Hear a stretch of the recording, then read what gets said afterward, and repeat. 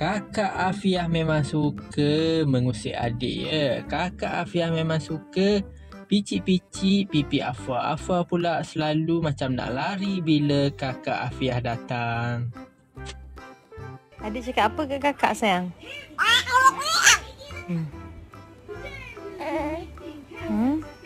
Kenapa sayang?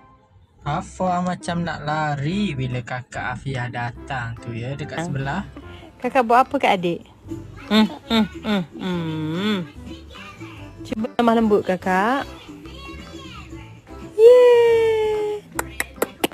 Ya sayang. Kakak. Afiah geram tengok adik Afwa tu rasa nak picit-picit je pipi. Tangan tu. La ilaha illallah. Afiah, slowly. Kelakarlah Afiah ni sempat lagi tarik telinga Afwa tu ya. Afiah, ibu cakap.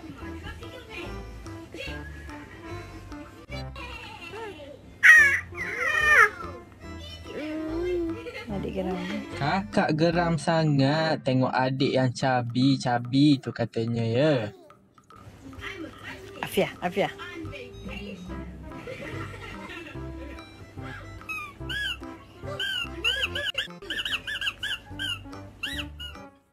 Okey guys, itu saja untuk video kali ni. Jangan lupa untuk like video ni dan subscribe.